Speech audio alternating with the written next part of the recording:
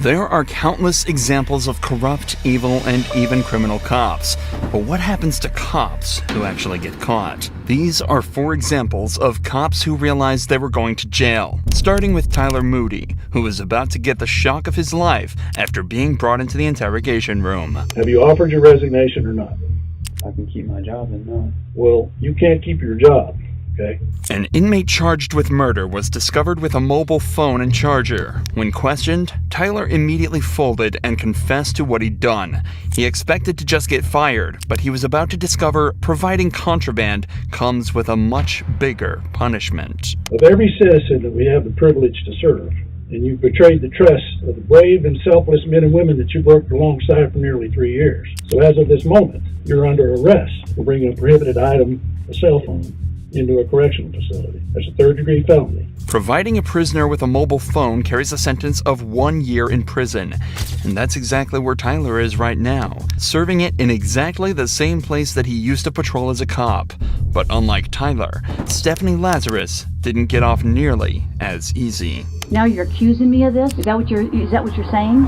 After decades of investigations, DNA evidence revealed that Stephanie was very likely the culprit of a murder committed in 1986. Because of the high-stakes nature of the case, the detectives made sure to meticulously plan this interrogation. Stephanie was a really successful detective herself, and she had recently received recommendations for her good work on a theft case. So the detectives used this and brought her in under the guise that they needed help with a case. I don't want to talk about this in the squadron because I don't know who people are listening. That's true. And if we go to my side, everybody's always wondering what everybody else is doing. No problem. Okay? An interrogation room is a strange place for such a conversation to take place, so to put her mind at ease, detectives told her this was the place they'd least be likely to be overheard, as the case details were strictly confidential. Sherry Rasmussen's body had been found at her home after being shot 3 times. At the time, police suspected the murder was a result of a burglary gone wrong, but the case went cold when they couldn't identify the suspect. However, 23 years later, when revisiting the case, detectives found evidence that led them towards Stephanie, a girl who had been trapped in a love triangle with Sherry and her husband, John Rutten. So the detectives decided to bring up John's name to see how she'd react. Were you guys friends, close friends? Yeah, we're very close friends. I mean, what's this all about? It's a case we're working on. It involves John, and in there's notes and stuff that he knew you and stuff. Oh yeah, I mean, we were good friends. I lived in the dorms for 2 years. Was there ever any relationship or anything that developed between you guys? Yeah, I mean, we dated. You know, I mean, what's this all about? Well, it's relating to his wife. Both the detectives and Stephanie have tried to seem as friendly and relaxed as possible around each other, but Stephanie is obviously starting to get very anxious at this point. Even though the detectives gave a somewhat believable excuse, she is now in an interrogation room faced by 2 detectives being questioned about a girl she supposedly murdered 20 years earlier. Her breathing has become faster, and her language is defensive, and her movements have become more erratic. And you're right. I mean, if you guys are claiming that I'm a suspect, then, you know, I got a problem with that. Okay. Okay? So, you know, if you're doing this as an interrogation, you're saying, hey, I'm a suspect. Well, now I got a problem with, you know, now you're accusing me of this? Is that what you're saying? Obviously, you know about all the DNA stuff and things of the nature that, you know, gets done on cases nowadays.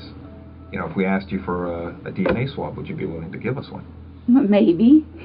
Because now because I'm thinking I probably need to talk to a lawyer. Stephanie chooses to provide DNA evidence, hoping her willingness to help out would ultimately prove her innocence. But, unfortunately for her, just 5 minutes later, the detectives decide they've heard enough and put her in cuffs. Months later, after a long and arduous trial, a decision was made by the jury. We, the jury, in the above-entitled action, find the defendant, Stephanie Eileen Lazarus, guilty of the crime of murder of Sherry Rasmussen. We further find the murder was of the 1st degree. Stephanie was sentenced to 27 years in prison after being hit with a single felony charge of 1st-degree murder. But to this next cop, Jalen Fleer, a single felony charge looks like child's play. Can I ask, is this something I should have lawyers on?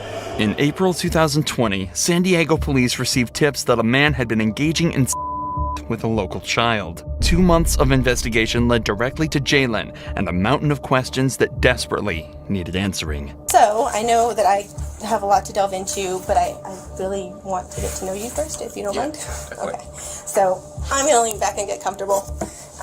Just because... Are you comfortable? Do you want to take off I'm your good. duty belt? No, I'm good. Okay. Can you tell me a little bit about your upbringing? Yeah, so I will ask what this is about.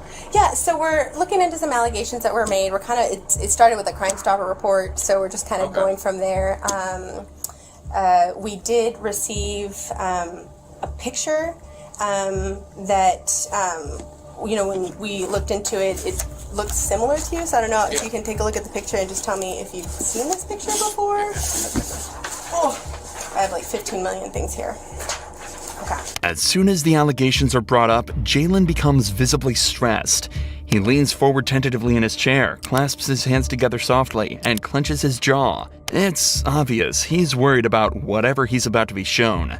The detectives have made it clear that he is not currently being detained and is free to leave at any time. However, she is making a noticeable effort to make him feel relaxed, using a bubbly and friendly persona to put him at ease. So this picture right here.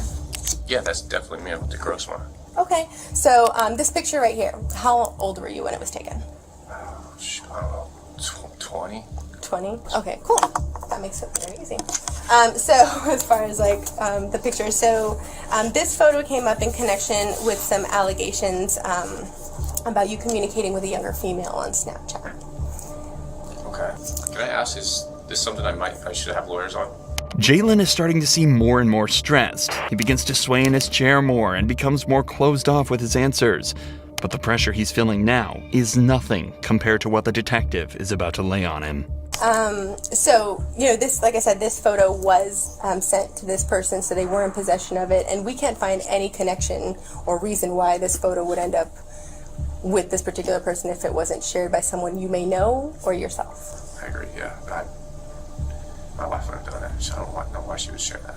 So, Well, along with the photo came some additional information about your personal life. okay. And based on some of the information you shared with me today, it seems to add up. Okay. The account that shared the photo and the information was called J178211, a seemingly random selection of numbers, until you realize that 17 was his college baseball jersey number, 82 was his high school jersey number, and 2011 was the year he graduated in. If this account was operated by a so-called enemy of Jay, they'd sure done their research. Jay, I'll be very honest, I want to know the truth. Yeah, no, I've never even heard of that account. Okay. Have you ever shared any images of your with anyone? Yeah. And how many times would you say you've done that? A lot. Did you ever share any videos of you having with anyone? With anyone? No. I've always had personal videos of me and my wife. That was it. And my ex actually had one, but... Jalen then rightly decides that he's already answered enough of the detective's questions and asks him for a lawyer. However, unfortunately for him, he's quickly handed a search warrant, allowing the police to seize DNA, his phone, and his car. Police used this to gather a mountain of evidence against Jalen and, just a few weeks later, turned himself in. Jalen was charged with 20 felonies, including engaging in lewd acts with children under the age of 14, pandering children under 16, and engaging in the child under the age of 16. A few months later, he was sentenced to 12 years in prison. But this disturbing act doesn't even compare to the atrocities that Daniel Holtzclaw committed. Daniel was brought in for interrogation after a report came in that he'd made an unlawful traffic stop and forced the female driver to remove her clothing and perform on him. What detectives didn't know was that this was just one of dozens of other crimes that Daniel would find himself accused of. So we have no misunderstanding because, and maybe I didn't key in on some things. I want you turn in your activity card, walk me through it all again. Turn my activity card, I leave out of station, turn off my computer, done for the night, head left to go westbound on 50th from Prospect. About a block down, I see a Grand Prix in the outside lane. I was in the inside lane. Directly in front of me, car swerved. At that time, I kind of fall behind of it. Lincoln. I didn't want to light it up at the stop sign, so I waited till it go forward and just lit it up just to the west. And then that's when I made a traffic stop. Daniel recounts his version of events from that night. Cops said that he didn't report on the stop dispatch, run a records check on the driver, or even let them know that he just logged off for the night. But Daniel just explains that everything happened so fast he just forgot to do all of that, and made the traffic stop off the grid. However, Daniel doesn't seem 100% sure while recounting this evening. He takes unusually long breaks between statements and speaks in incomplete sentences. The true reality of cases is that it's almost usually impossible to get a conviction as long as there was no video or photo evidence of the event. The victim barely ever has any ability to prove that the suspect did what they did, as in most places, they are innocent until proven guilty. This is likely why this turned out to be one of 36 charges eventually brought against Daniel, each more disgusting than the last. CSI is processing your car right now. Right. And when we stepped out, they found some pubic hairs right in here. Could they be yours? No, that's not. I didn't pull my out. I didn't do anything right there. Did she?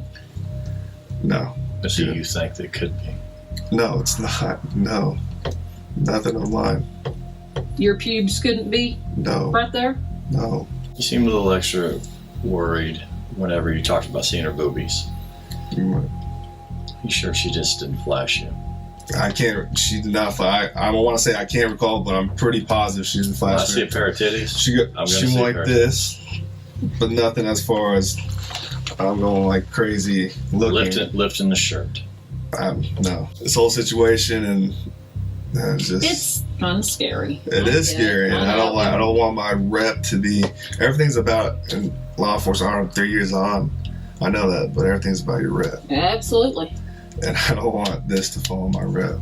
Unfortunately for Daniel, though, this absolutely would affect his rep, as the DNA tests on the hair found in the car came back as a perfect match, and statements given by his girlfriend directly contradicted his story.